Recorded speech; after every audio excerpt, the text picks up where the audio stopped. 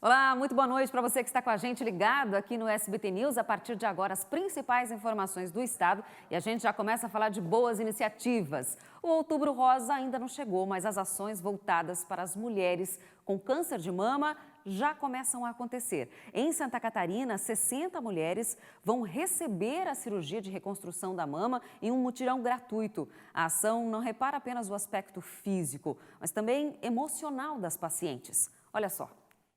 Amanhã, Rosilda dará início a uma nova história. É um recomeço, uma felicidade que não tem preço, né? Na verdade, sim. Que lá no início a gente, né? Aquela dificuldade, aquela coisa, aquele baque que tu recebe assim na hora, assim, tu já entra em desespero. E agora com essa oportunidade, então, né? De reconstruir a mama, muito feliz. Há 7 anos, Rosilda descobriu o câncer e fez a retirada da mama. Desde que alcançou a cura, ela está na fila do SUS para reconstrução mamária porque ainda não se sente completa. E se olhar na frente do espelho é complicado, né? Se trocar na frente de outras pessoas é complicado. Então a gente sempre fica com isso, né? Sentimento que Eliane compartilha. Em 2014, ela realizou a retirada da mama para tratar um câncer. A expectativa é grande para ter a mama reconstruída. No ano passado, ela teve essa oportunidade, mas o corpo rejeitou a prótese. Amanhã, ela também fará a cirurgia de reconstrução mamária pelo mutirão voluntário. Uma nova tentativa. Vai ser feito novamente, vai ser reconstruído a minha mama e eu estou bem feliz. É um misto de emoções, né? Nervosismo, ansiedade, felicidade. E confiança também, né? Mas estou bem confiante, vai dar tudo certo. Elas fazem parte do grupo de cerca de 60 pacientes de Santa Catarina que vão participar do mutirão de reconstrução mamária que acontece na campanha do Outubro Rosa. Afinal, depois de tratar a doença, é preciso fechar o ciclo. A reconstrução de mama ela faz parte do tratamento do câncer de mama, né? Então, assim, a gente não consegue dizer que uma paciente está tratada de um câncer de mama se ela não tiver a questão da reconstrução definida e bem estabelecida. Então, é sem dúvida um fechamento de um ciclo, né? Então, a saúde vai além. A saúde é um conceito mais amplo, né? Não é só ausência de doença, né? É um bem-estar de uma maneira geral. E assim, a reconstrução de mama, ela entra com esse papel no caso do câncer de mama, né? O câncer de mama é o mais comum entre as mulheres e na mesma proporção é o que mais leva a óbitos. A estimativa é para que em 2020 mais de 60 mil novas pacientes sejam diagnosticadas no Brasil. E esse é o ponto principal. O diagnóstico precoce salva vidas. 98% dos casos detectados no início da doença têm cura. Então, por isso essas campanhas de Outubro Rosa, de conscientização da doença, do exame precoce, do rastreamento em pacientes de grupo de risco, é fundamental. Mais de 20 cirurgiões de vários estados participam voluntariamente do mutirão, que vai realizar cirurgias em diversas cidades de Santa Catarina. Todos os procedimentos, incluindo as próteses e a internação, serão gratuitos. O que pede uma mama é como se fosse um órgão teu que está faltando, né? E você ter essa oportunidade da reconstrução é maravilhoso, né? Não tem palavras para descrever. É muito bom. Quando a senhora tiver alta do hospital, qual vai ser a primeira coisa que a senhora quer fazer? Me olhar no espelho e me ver ali completamente, eu digo assim, completamente curada de tudo, né? Uma autoestima lá em cima. Uma autoestima lá em cima. O novo acesso ao sul da ilha de Santa Catarina foi inaugurado oficialmente na tarde desta quinta-feira. A obra tem 8 quilômetros de extensão e foi aberta de forma provisória em outubro do ano passado. A rodovia fica entre os bairros do Rio Tavares e Carianos e também dá acesso ao aeroporto da capital. A iluminação pública da via ainda não foi concluída. Essa é uma das obras mais importantes para a mobilidade urbana em uma região que conviveu por muitos anos com longos congestionamentos e constantes também. E a tarde desta quinta-feira foi de decisões importantes com relação ao transporte intermunicipal e interestadual na capital. Quem tem as informações para a gente é a repórter Graziane Biali. E a primeira coisa que eu já te pergunto, Grazi, tem previsão de volta para esses serviços aqui na capital? Boa noite. Boa noite para você, Bruna. Boa noite a todos. Temos sim. A novidade é que esse retorno já deve acontecer na próxima semana, pelo menos aqui em Florianópolis. Só depende então de um protocolo sanitário oficial. Essa decisão ainda precisa ser publicada em um decreto oficial, mas, de qualquer forma, as empresas já vêm recebendo orientações sobre essa retomada. Essa reunião foi online e contou com representantes das empresas, do governo, da vigilância sanitária e também da Prefeitura de Florianópolis e serviu como uma espécie de acordo sobre essas medidas que devem ser tomadas para prevenir o contágio da Covid-19. O terminal rodoviário Rita Maria estava operando apenas para venda de passagens e estabelecimentos comerciais desde o fim de agosto, mas ainda não estava recebendo o transporte justamente por falta de uma liberação da Prefeitura Municipal. Agora, então, a gente aguarda esse decreto municipal ser publicado com as datas já confirmadas e também com as normas sobre de que forma esse retorno deve acontecer. E é um retorno muito importante, principalmente aqui dentro de Florianópolis, né? Eu volto com você, Bruna. Tá certo, obrigada, Grazi, pelas informações. A gente segue aí sempre, é claro, atualizando para você saber, né, as atividades que vão sendo liberadas e retomadas nas principais cidades aqui de Santa Catarina. Em Navegantes, no litoral norte, o novo caça da aeronáutica fez o primeiro voo em espaço aéreo brasileiro. A nossa equipe, é claro, acompanhou de perto. Um dia que vai entrar para a história. O primeiro voo no espaço aéreo brasileiro da aeronave multimissão F-39E Gripen era um momento muito esperado. Militares do Grupo de Segurança e Defesa garantiram que tudo saísse como planejado. O novo caça da FAB, que foi fabricado na Suécia, decolou do Aeroporto Internacional de Navegantes em direção ao Centro de Ensaios em Voo do Gripen, localizado na planta da Embraer, em Gavião Peixoto, São Paulo. O pouso ocorreu por volta das 3 horas da tarde. Ao todo, 36 caças Gripen foram comprados pelo governo brasileiro em 2014 por 39,3 bilhões de coroas suecas, valor que equivale atualmente a quase 24 bilhões de reais. Além de aumentar a capacidade operacional da Força Aérea Brasileira para o cumprimento de suas missões, o novo caça vai possibilitar a capacitação da indústria brasileira através de um programa de transferência de tecnologia. Assim, as demais aeronaves poderão ser montadas em território brasileiro. Segundo a Saab, mais de 350 brasileiros, entre engenheiros e técnicos, participam ativamente do programa de transferência de tecnologia, incluindo temporadas na Suécia para receber treinamento. A previsão é que as primeiras aeronaves comecem a ser entregues no próximo ano. Elas devem renovar a atual frota da aeronáutica, que é de 1970. O Gripen é conhecido pela sua eficiência, baixo custo de operação, elevada disponibilidade e capacidade tecnológica avançada. Com ele é possível fazer missões de policiamento aéreo em algumas regiões críticas. A passagem por Santa Catarina foi rápida, mas o suficiente para atrair a atenção de todos. A aeronave, que tem valor estimado em 60 milhões de dólares, veio da Suécia de navio e foi desembarcada no Porto de Navegantes no último domingo. Na madrugada de terça-feira, foi transferida para o Aeroporto de Navegantes, onde foram feitas as verificações técnicas para o voo de hoje. A apresentação oficial do F-39E Gripen está prevista para o dia 23 de outubro, na cerimônia do Dia do Aviador e da Força Aérea Brasileira.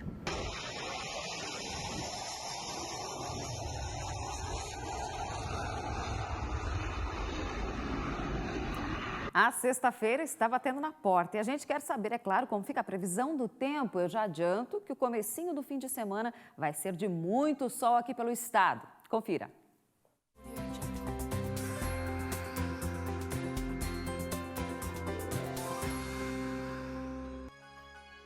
Mais uma semana chegando ao fim e a sexta-feira vai ser de calor e sol em todo o estado.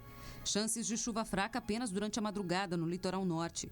Já os termômetros seguem em alta, com destaque às regiões oeste e litoral sul, onde as temperaturas ultrapassam a casa dos 30 graus.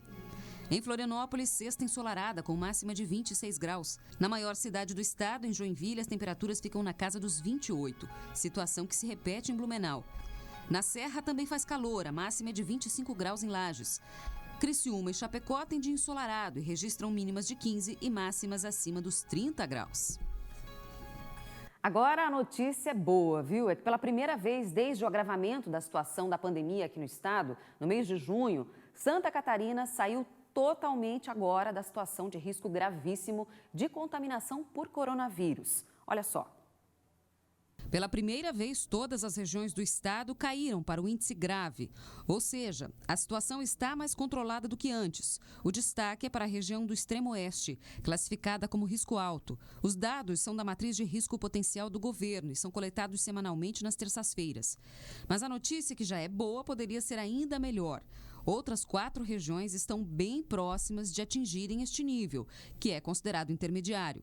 São elas a região oeste, a região do Alto Uruguai Catarinense, a região do Vale do Rio do Peixe e Foz do Rio Itajaí, que estão no nível 2,25 de risco.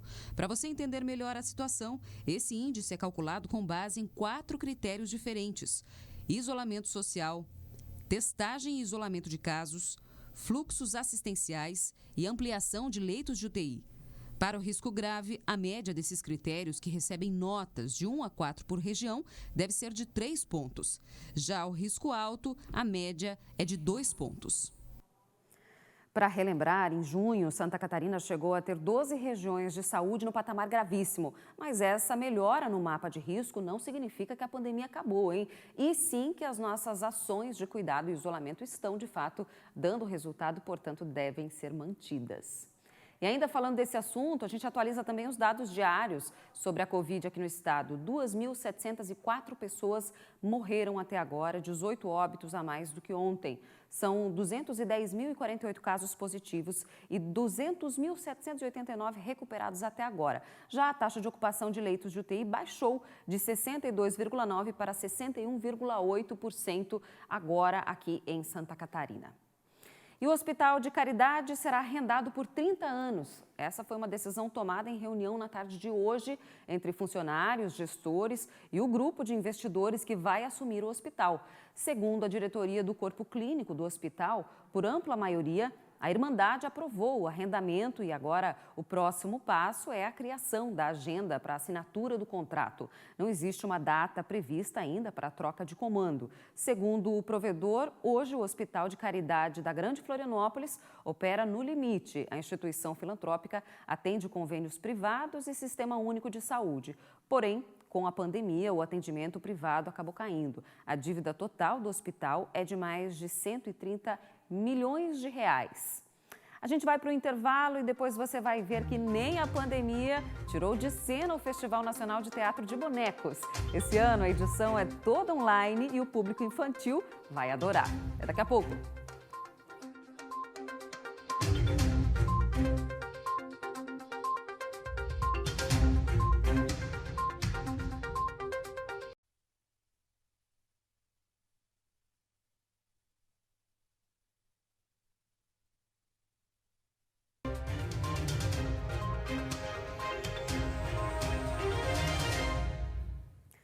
De volta com o SBT News e com mais informações para você. 7 mandados de prisão foram cumpridos hoje em uma operação deflagrada em Florianópolis, no Vale do Itajaí e também na região sul do estado.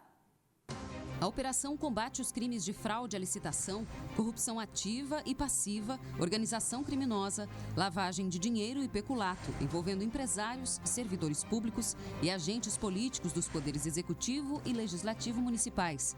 2 medidas de afastamento da função pública, 120 mandados de busca e apreensão e 10 medidas de proibição de acesso à Câmara de Vereadores de Laguna também foram cumpridas.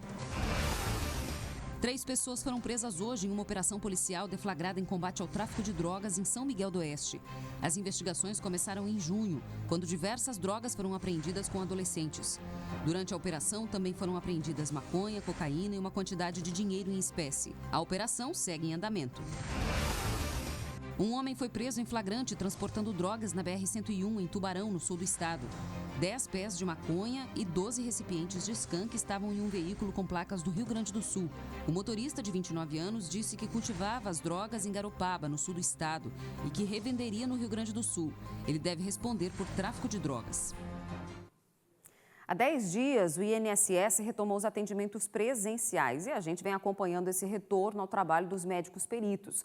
Segundo o INSS aqui de Santa Catarina, hoje 36 agências estão abertas. As perícias estão sendo feitas nas unidades de Joinville, Blumenau, Brusque, Itajaí, Chapecó, Videira, Campos Novos, Imbituba, Itapema, São José, Biguaçu e Lages. A partir de hoje, o serviço também voltou ao normal na capital e em Timbó. Só que aí começa uma nova saga, o agendamento ou o reagendamento das consultas. O Instituto Nacional do Seguro Social disponibiliza 2 canais para o agendamento e remarcação das perícias médicas: o telefone 135 e o aplicativo Meu INSS. Mas muitos segurados relatam dificuldades para conseguir informações e datas.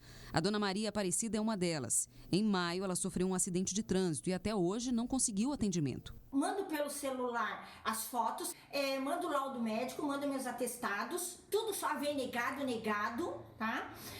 Tem que ter perícia. Ligo no 135, não atendem. Quando atendem, dizem que não podem fazer nada, tá? Não tem perito, tá? Não tem médico, não tem perito, não sabem quando o INSS vai abrir. E aí, como é que a gente fica? A Jaqueline também continua esperando, com dores nos pés, nas pernas, na coluna. Ela foi afastada do trabalho antes da pandemia e tinha consulta agendada para o dia 18 de março.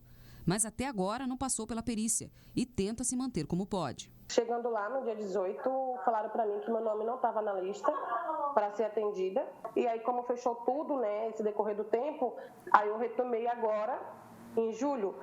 E aí eu tentava agendar pelo aplicativo deles, né, do meu INSS, porque eles não atendiam o telefone, né. Aí quando foi agora, dia 2 de setembro, eu dei a entrada pela internet de novo, porque pelo número eu não conseguia, né.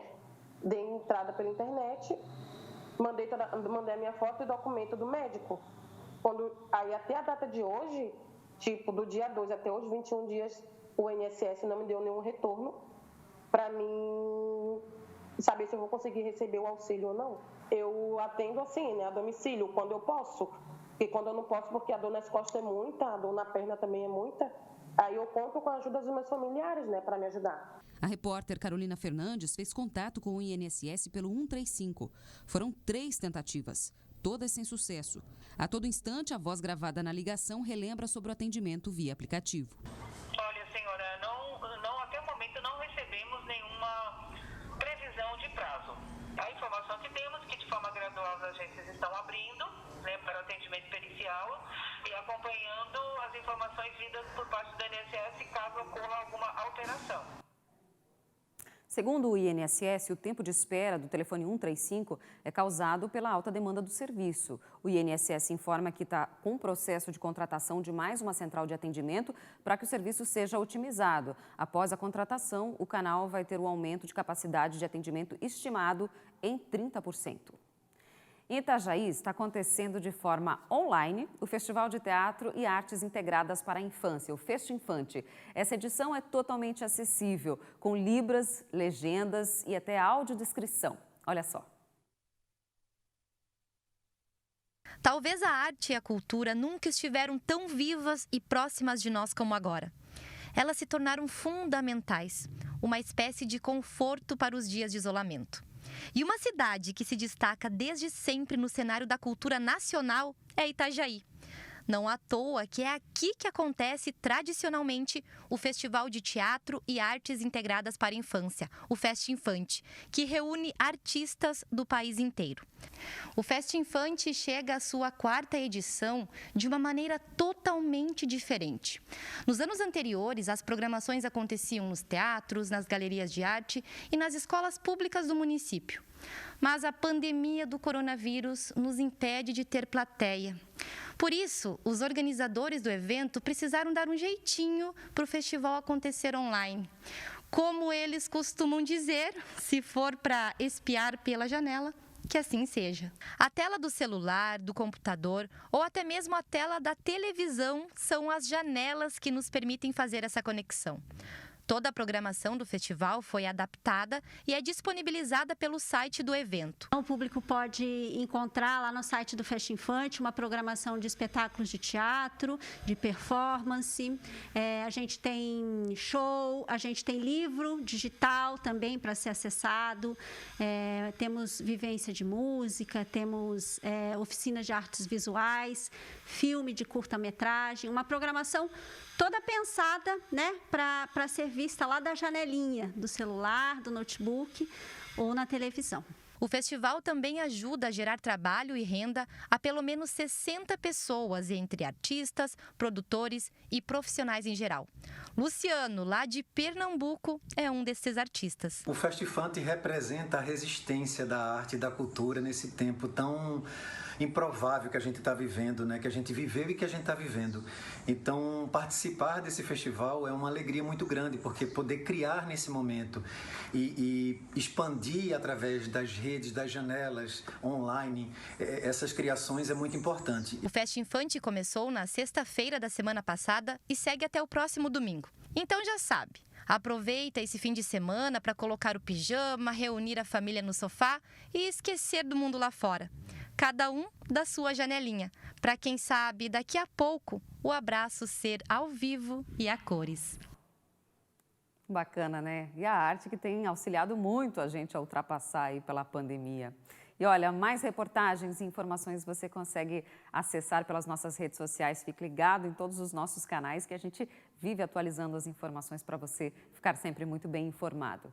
O SBT News de hoje vai ficando por aqui. Obrigada pela sua companhia. Uma ótima noite para você e até amanhã.